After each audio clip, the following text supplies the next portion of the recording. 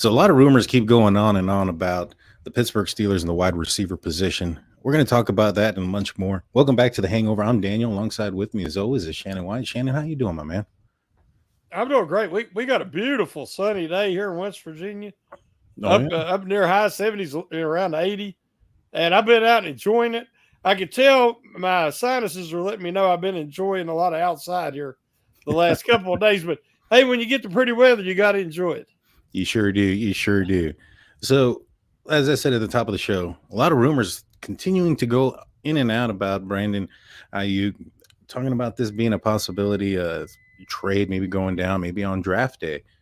What are your thoughts on that possibility? Do you think that's the right move for the wide receiver position, or do you think the Steelers should attack that position in the draft?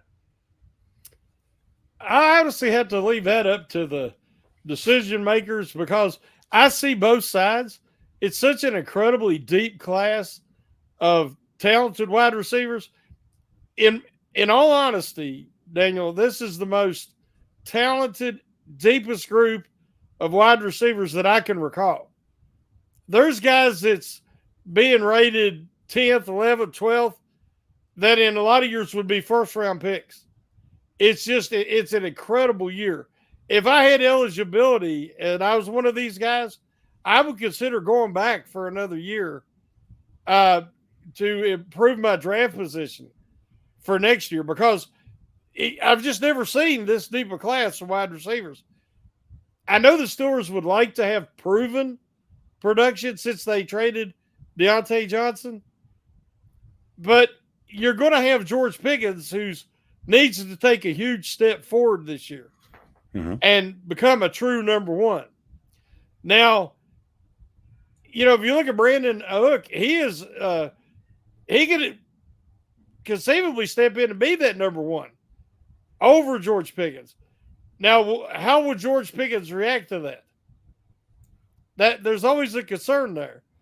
Um, I think Brandon Hook is a great fit for Arthur Smith's offense. He's an excellent blocker, high effort guy, good yak yard guy, gets a lot of yards after the catch. He is a complete receiver and a proven product.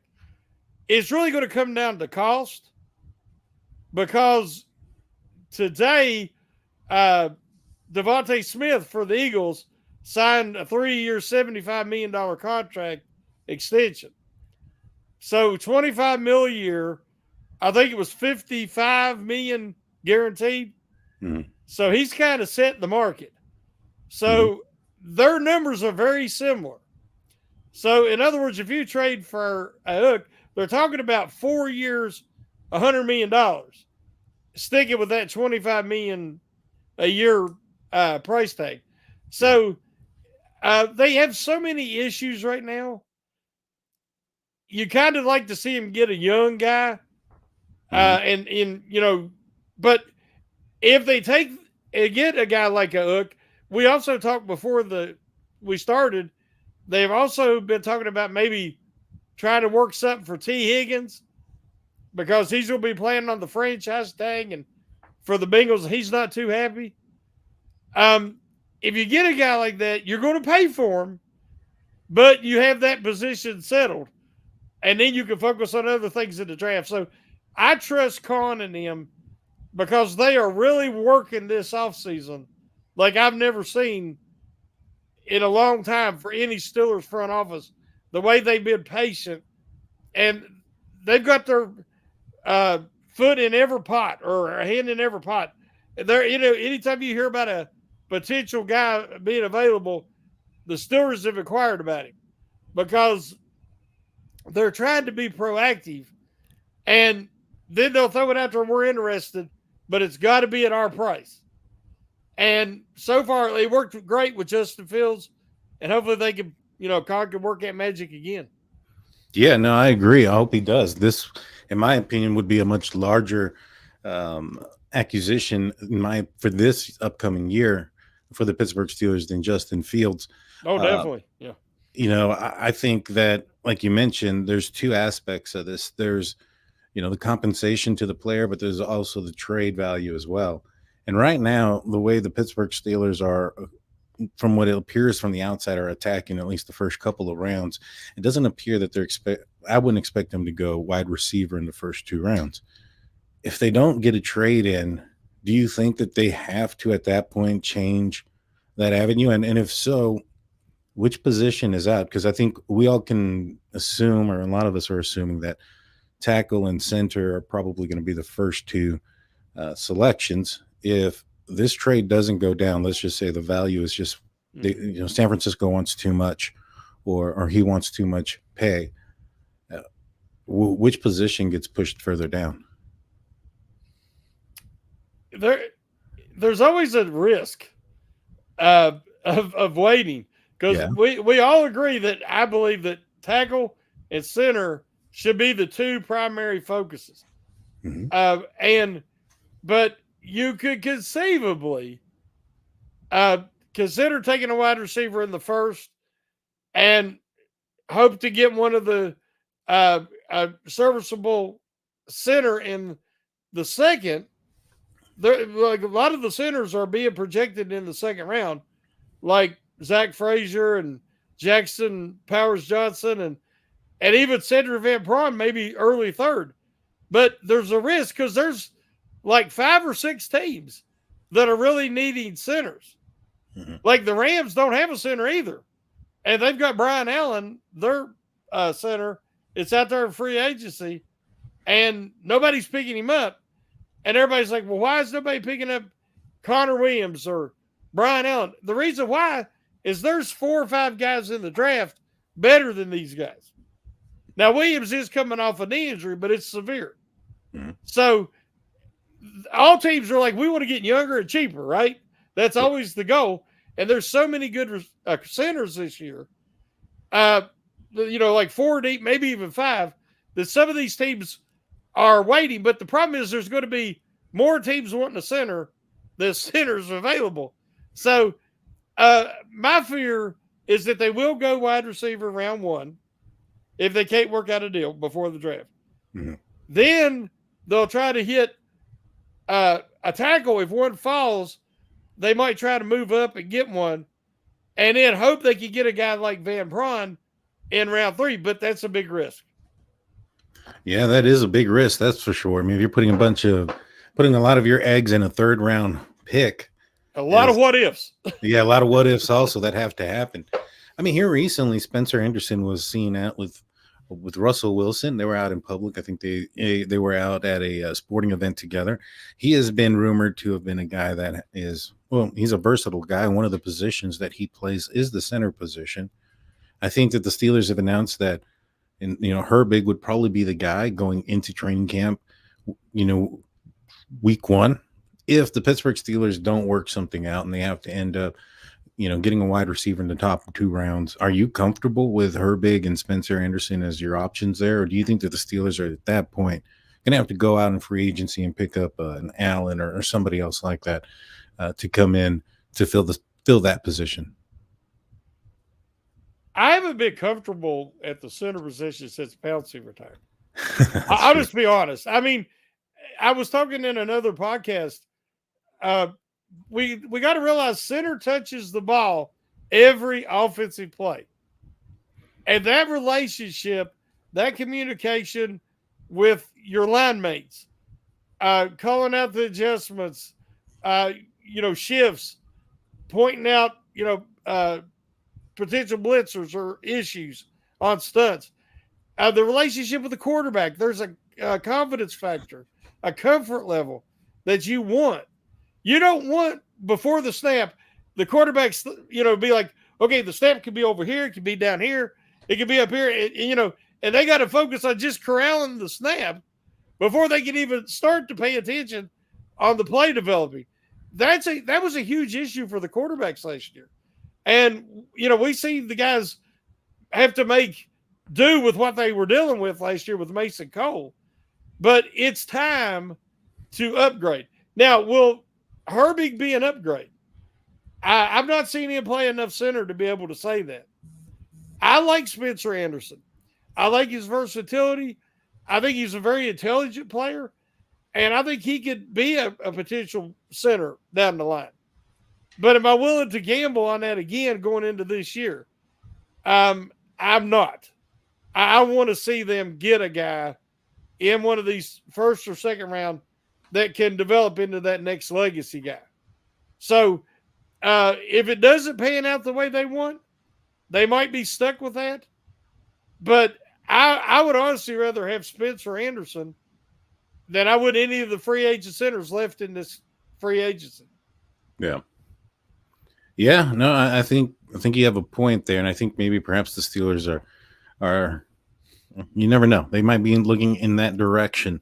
I think that for me, if there was some sort of trade for Ayuk and for it to go in the Steelers' favor, there's probably going to be some sort of swap in the first round.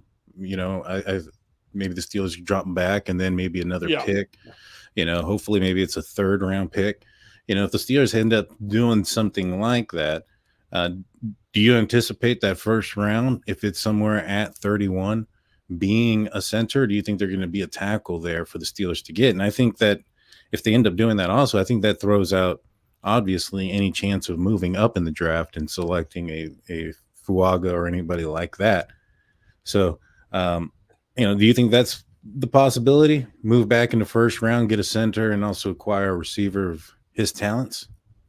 The main thing is there's been all kind of talk about swapping first round picks with the Niners and including other compensation to get a hook, but keep a first round guy, of course, late in the first round where you could target center.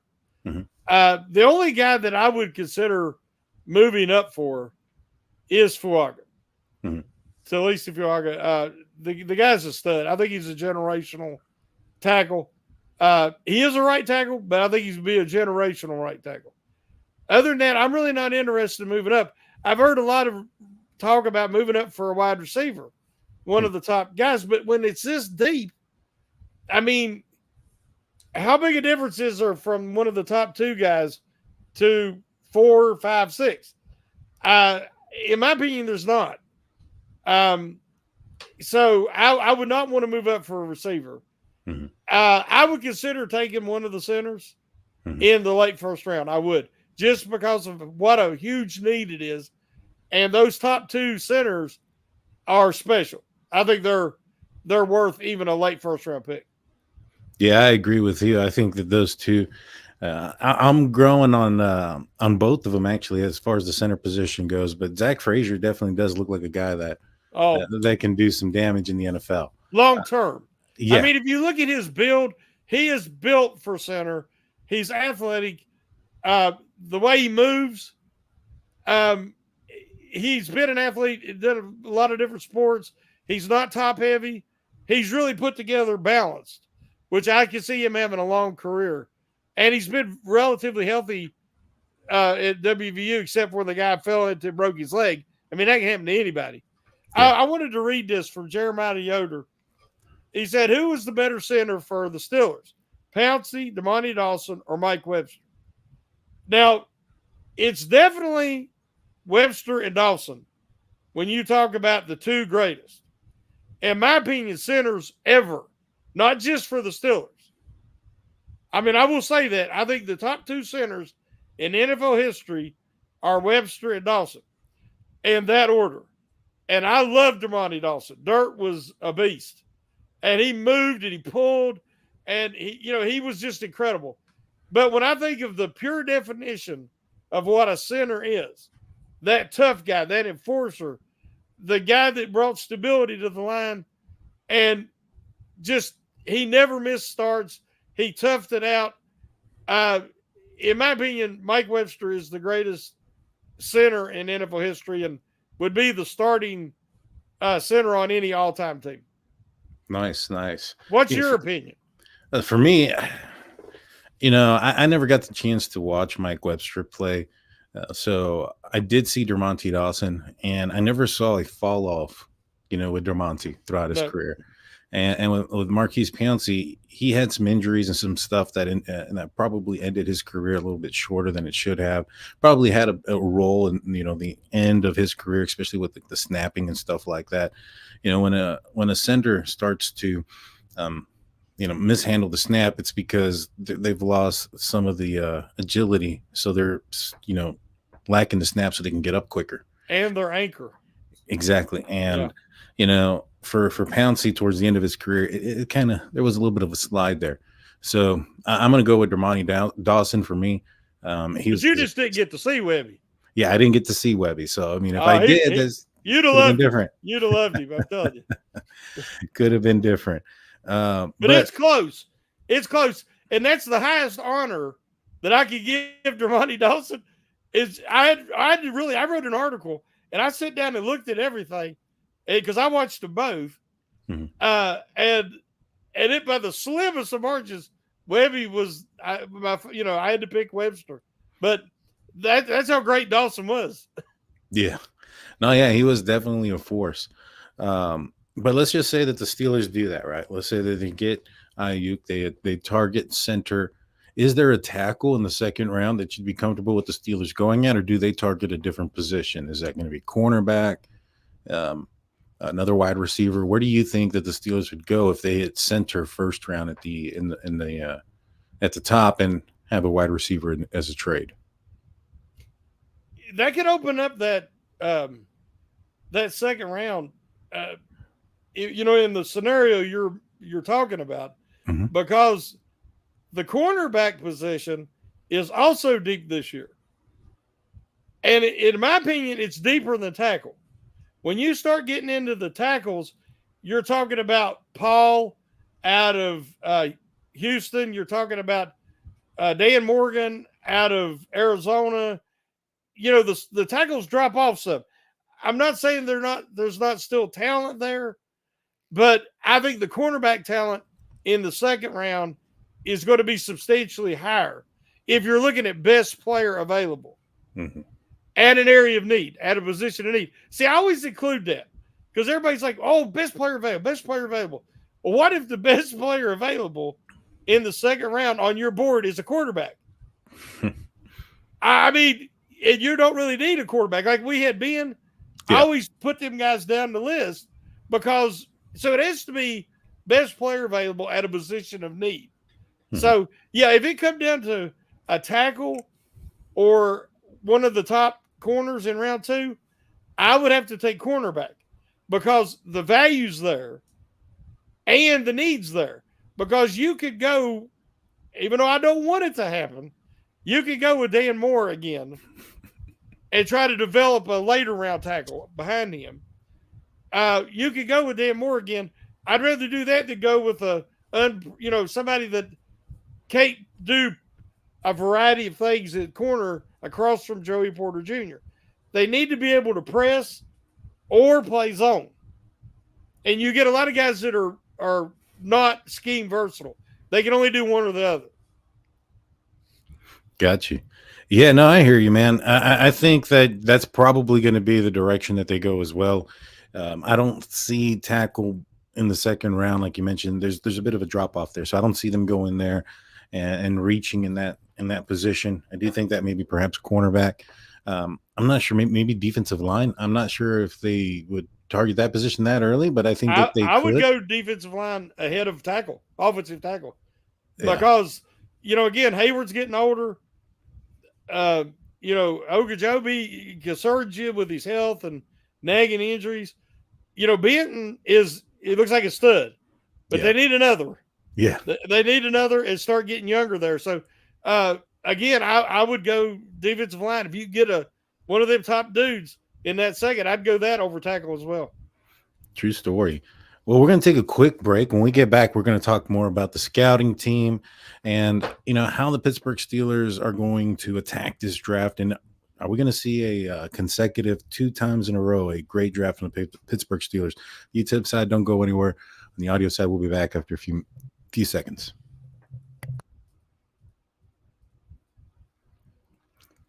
Welcome back, everybody. Welcome back to the Hangover. I'm Daniel. Alongside with me is Shannon. Today, we're talking about Omar Kahn and company, giving the Steelers an advantage in the draft. Before we get into it, I know you're working on a article for SteelCurtainNetwork.com. Can you kind of give everybody a preview of that and when do you expect it to come out? Yeah, the article, I've been researching it.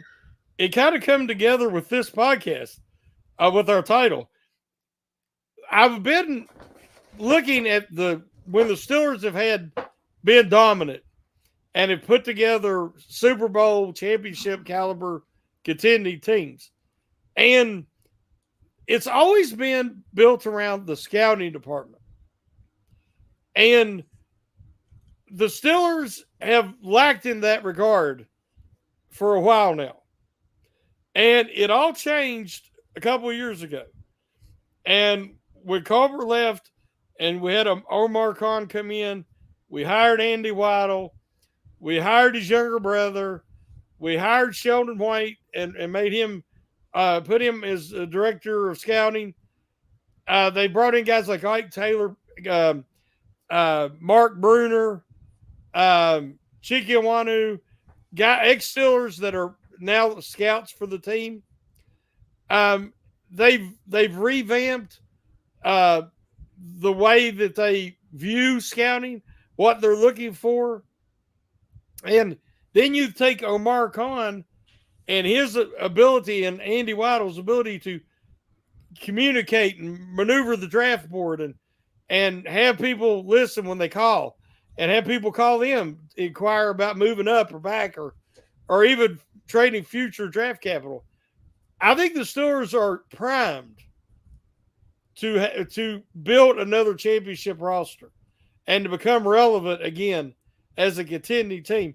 And I think it all starts with they're finally, hopefully, on the edge of recovering from the loss of Dan Rooney.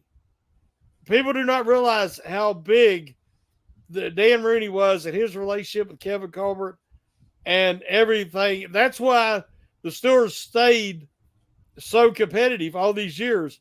But now we've seen the impact of him being gone, and Colbert kind of getting old school, stuck in the mud, and losing connections around the league. Well, I think we're just now starting to see, like Omar Kahn, way he handled that Justin Fields negotiations with the Bears was masterful.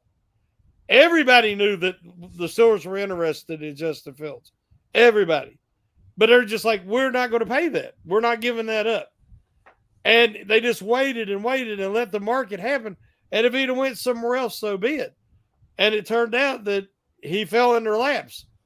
And he's trying to do that now. There's all kind of stories. They told Tyler Boyd, we'd like to have you, but this is all we're paying. They told Justin Simmons that, there's all these rumors that he wants to come to Pittsburgh, but they won't meet him on what he's wanting. So that shows that they're saying, we're in control here. We're not going to panic. We're not going to make a knee-jerk reaction. We're going to make you an offer and you can take it or leave it. That's very Bill Belichick, New England Patriots behavior back when they were dominant. And I think that Kahn, and then you have Andy Waddle, who understands the big boys. That's his calling card. So I think the Steelers are on the verge of addressing their foundations. And we're going to see them return in these next few years to a championship level contender, especially once they answer the quarterback situation. But that will all be included in this next article about how I think that the Steelers are on the verge of something special. Great, man. And you can find that article. It'll be coming out here pretty soon on SteelCurtainNetwork.com, your one-stop shop for Pittsburgh Steelers news and coverage. Also, while you're there, check out the other audio-only podcast from SteelCurtainNetwork.com, and that's including mine, The State of the Steelers, which airs out on Fridays. You don't want to miss it. But you mentioned that the quarterback question is one of the bigger ones that needs to be answered. The Steelers went out this year. They got Justin Fields, as you mentioned. They also got Russell Wilson. We talked about, in the second round, if there's a quarterback available, do they go with that position? Do you think that if a QB does fall, are they content with what they have in the room and to see what they have as the possibility of developing Fields? Or do you think they make a maybe pull the button on a QB if he falls? I think that they could, like a day 3 guy. Um, I don't think that they'd like to bring in another quarterback because they got 3 right now. They like to have 4 quarterbacks at camp. Um, if a guy was to follow like the Washington kid, I can't think of his name right now, but if he was to fall, I could see them considering like an early day 3 because you're bringing in a guy that has something where he could develop into a starting quarterback in the NFL, and he wouldn't have any pressure on him under that. Kind of like a Dak Prescott. When the Cowboys picked up Prescott, he wasn't one of your top quarterbacks, but he was a guy that everybody thought could develop with time, and he has. So I can see something like that, but I don't think they're going into this draft looking for a quarterback. They're just going to see how it falls to them. Yeah, and that was Michael Penix, who I believe that's who. Yeah, and he actually had a visit with the Pittsburgh Steelers. Yep. So he did come in. He's been in the building. I think he is. If there's any quarterback that has a chance of falling, maybe even to a day 3, third, fourth, or fourth rounder, would be Penix. Just given the fact that he's had so many season-ending injuries, I think that's a huge concern for anybody, and I think that's going to cause him to drop a little bit. But yeah, I'm not as confident, also in the current quarterback room situation. I think there's still a huge question mark there. Oh, yeah. Russell Wilson, he's done it before in the past. He hasn't done it recently. Justin Fields is full of potential, but potentials can only get you so far. Yep. You know what I'm saying? So we got to see how they dial it in. I wouldn't be surprised if somebody felt that the Pittsburgh Steelers loved that they'd go out there and pick up to see if they can develop that player. I don't think there'd be any pressure for that player to play this year, like Kenny Pickett a couple of years ago, where him being a first rounder and the first quarterback selected in the draft. Everybody was assuming that there was going to be a QB competition, that he was going to have an opportunity to be QB1 come week 1. And at worst, come the bye week, he ended up somewhere in the middle there at week 4. And so a lot of pressure on him, a lot of expectations on him at that time. If a QB comes in the 4th round or 3rd round, you're not going to have that expectation. And so that would probably be a good way to go. But speaking about quarterbacks, and you mentioned knee-jerk reactions when a team does something, the queen of knee-jerk reactions and the Cleveland Browns and their quarterback, Deshaun Watson. Have you heard the recent things that he said about the Pittsburgh Steelers defense? Yeah, I know he said that they were limited to what they could do out of their base defense, and they were easy to diagnose, and I'm thinking he's never beat them. No. I mean, I think he's 0-4 or something, including with Houston. I'm like, why would you run your mouth about a team in your division that you've never beat? That don't make any sense to me. Yeah, no, it didn't to me either. I saw it. I got a good laugh out of it, and I was like, man, this guy, of all the guys in the division to talk smack, the guy that hasn't beat the Steelers. In fact, the Steelers defense is the reason why the Steelers won, and it was at the hands of him twice. I think one was an interception and a fumble recovery going back to the house. Well, do you remember the 2 personal fouls he picked up?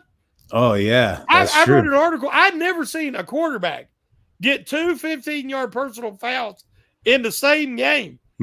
I'd never seen that before. I mean, he lost his cool. Oh, so, I mean, if it's so easy to play him, then why are you losing your cool?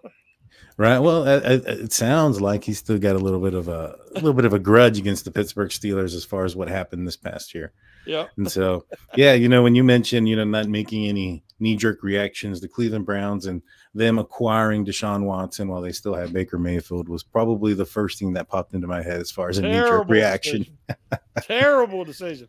I heard the Browns fans on a podcast talking, and the podcasters said that Baker Mayfield was a bust. And Baker Mayfield was and they were talking trash about him.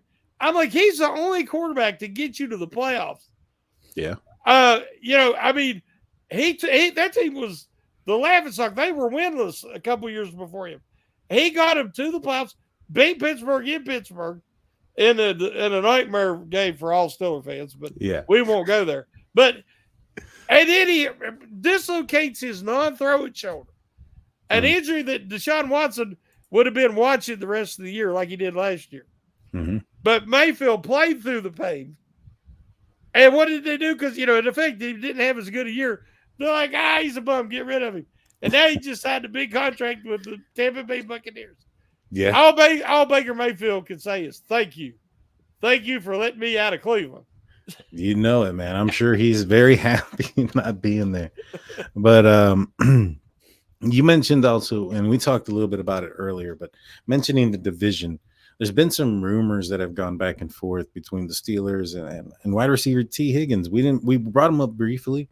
I don't think that move is going to happen. I don't see the Bengals trading a receiver like Higgins into the division. But what are your thoughts? There's been talk about him to the Ravens too. Really? Well, yeah.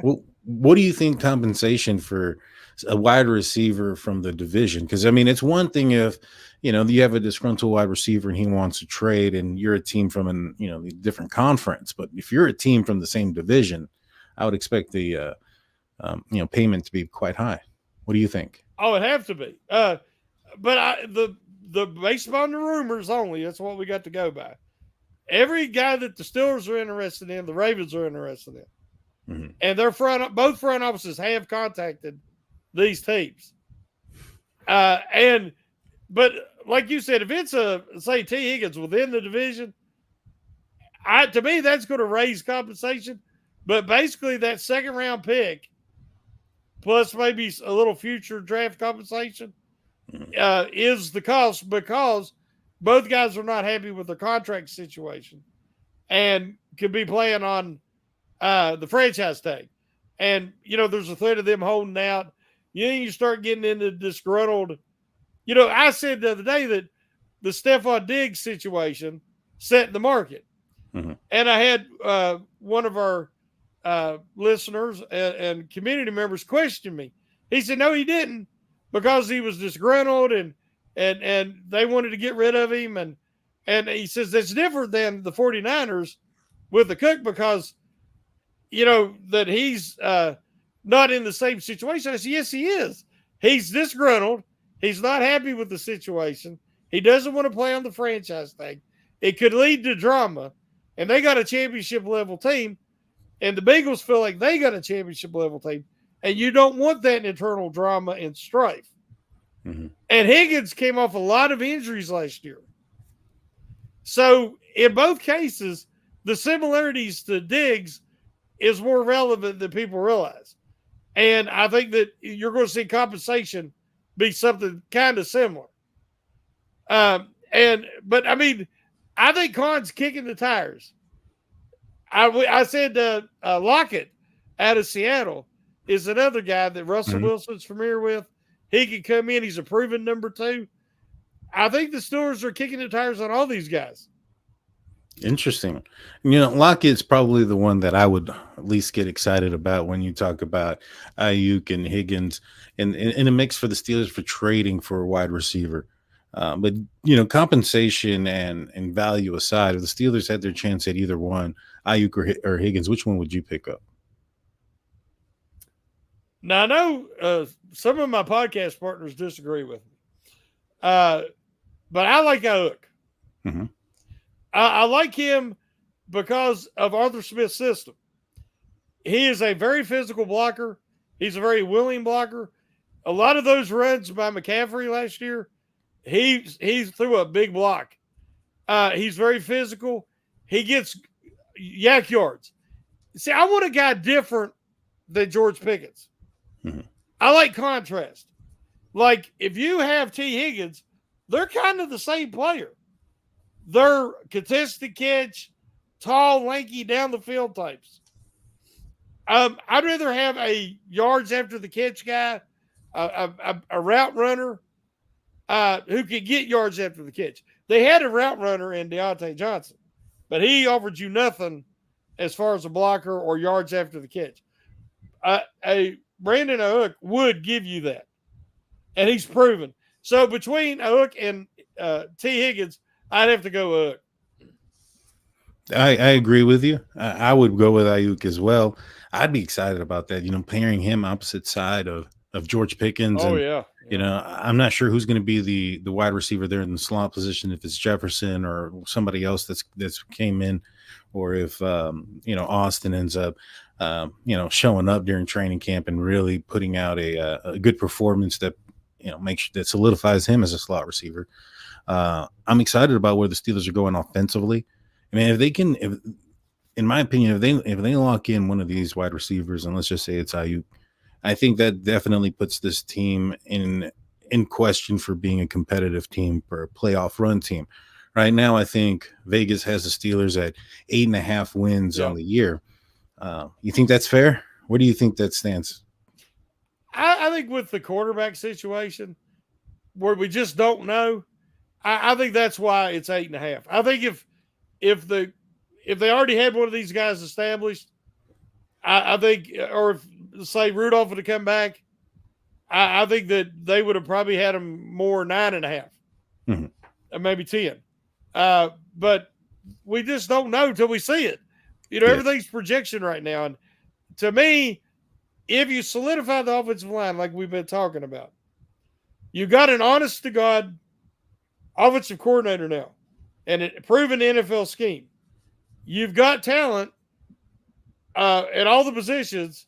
If you can solidify that offensive line, I can see it giving these two quarterbacks a chance to at least one of them to grab a hold and find success. And that would put the Steelers over 8.5. But when you're playing in the most competitive division in the NFL, without question, it's just going to give you a tough schedule. Yeah. Yeah, right now the Steelers have the Yeah. strongest strength of schedule there is, and it's a daunting one, man. I was looking at the teams that the Steelers play this upcoming Yeah. year. It's tough throughout the entire year. There's very few where you're like, all right, this might be a game where they can get right if something's not good, or you know get healthy or whatnot. And there's few of them. Like, this is one of the tougher schedules for the Steelers.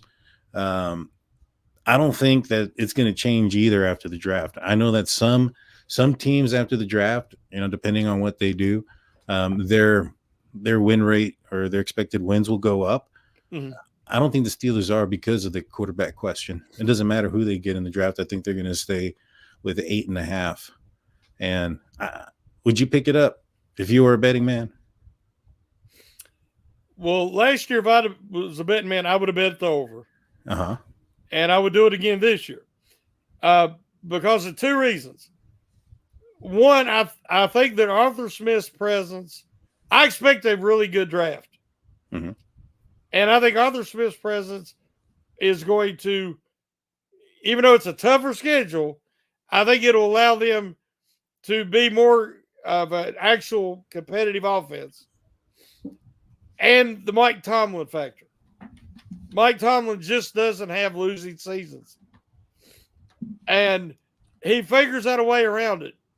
Now, I don't want him to have to do that anymore. I don't want him to shoot for mediocrity, being one game over 500. I want him to shoot for playoffs and winning playoff games and then becoming a contender. But when you put all that in there, if I was a betting man, I'd bet the over this year too. Yeah, I would too. I think that they're going to be over. I don't see this team taking another step backwards. When you look at what the quarterback position did last season, the amount of touchdowns that they had throughout the entire year, and just the lack of just the mediocrity of the position, I can't see the Steelers getting worse. No. There's no way they're going to throw, just what was it, like 10 touchdowns on the year or something like that. I think it was 13-13, wasn't it? Something like that. I know that It was bad.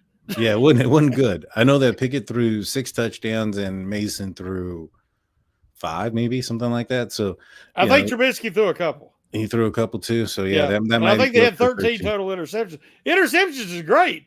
You keep that number down. Trubisky threw most of them, but no, they've got to. I can't imagine it either. Them being worse offensively than they were last year. Yeah, and I think that that's going to play a pivotal role on the defensive side. I think that's going to help them stay healthy. And I think we're going to see more of a balanced team, which is going to portray itself in the record. I think that the Steelers are probably going to hit at least 10 games, if I had to say right now. And I'd say that they're going to be in another playoff run. And, you know, I just can't wait to see how they put it together. I know it's a lot, it's really, really early, but it's going to all depend on that quarterback position and how he, whether it's Russell, which I believe is to start the season, if he ends up being the guy throughout the entire year and he does well enough to keep it, I mean, I definitely see the Steelers in position to make the playoffs there. Um, what do you call it? But oh, sorry about that. I lost where I was going there. So, in other news, though, no, Hines Ward, former Pittsburgh Steelers wide receiver, he just got a job. Mm-hmm. He got picked up. There's been a lot of talk that he was going to be the Steelers wide receiver coach, and it's not happened since. Do you think there's a any type of bad blood there, or do you think it's just not been his time yet? Well, I'm one of the guys pushing the hardest for Hines Ward to come back to the Steelers is in a coaching position. Mm-hmm. And I thought he would be a great wide receivers coach, which they've since filled. And then, as you said, he's hired, I think it was by Arizona State, Yes. to be their wide receiver coach. And so, I mean, I'm happy for him. I just can't understand why that there hasn't been more of a push to get him in a coaching position with the Steelers. There was talk that at the end of his career, he had called out some things to Tomlin and within the organization about Antonio Brown. Mm-hmm. And there was some bad blood there. I mean, you're going from one of the best Steelers receivers ever in Hines Ward, a complete warrior, and he did not particularly like Antonio Brown's attitude and how he went about things. And there was bad blood there. And he had some difference of opinion with Tomlin over it. Right. And now they say that there's rumor is that Tomlin does not feel comfortable having Ward on, would not be comfortable having Ward on his coaching staff. Because I think Ward is an outspoken guy. We've seen that on the field. We've seen that off the field. And as a head coach and you're established legend like Mike Tomlin is, he has to say, I wouldn't feel comfortable working with this guy. So the latest rumor I heard, that was why. But I don't think he's going to have trouble finding work. I'd just like to see guys like him come back to Pittsburgh and help bring that culture. That they've been through it, and they can help the younger guys. Because, you're getting fewer and fewer ex-Steeler guys on the coaching staff. Used to, there was always one or two. Yeah. Yeah. And I think you're right, man. I think, Hines Ward, and I'm glad, the Steelers, they've fulfilled the position, but I thought that Hines Ward would have been a great asset to the Steelers wide receiver room as a coach, especially given the immaturity of the room and the stuff that's gone on. I mean, if he had some questionable words or concerns about Antonio Brown, don't seem like he was off. And so, no, he was right. He was right. Yeah. He, and if he's able to, tell you, hey, you have an issue, and he's not afraid to go to the head coach and say, hey, there's an issue with this or that. At least he's going to be honest and give you the everything straight up forward. There's no hiding or pretending. He's not one of those guys that is going to tell you you're doing a great job in your face and behind your back it's a different story. You know what I'm saying? Yeah. So yeah, congratulations to him and his position there with Arizona State. And it's a little unfortunate. He used to be the coach for the San Antonio Brahmas here in San Antonio, Texas, and I tried to go out there to one of his meet and greets and stuff like that. I never got the opportunity to get out there. Something always happened, and now he's out. So I should have made a better opportunity of doing that. But do you have any final words or anything else you want to say before we call it a show, there, Shannon? No, I know we're going to have some around the clock massive draft coverage the rest of this week. And hey guys, next week's it. I mean, the speculation is going to be coming to an end soon. Oh, And then we're going to be talking about the latest guys that's going to be wearing the black and gold. So we got something planned for just about every day. Of course, all 3 days of the draft. And so definitely keep it here. We're just like everybody else. We're super excited. I love to hear, one of the things I love the most is our discussion threads and our chat boards, because we have such knowledgeable fans and followers, and they'll point out things that, we've not even thought about.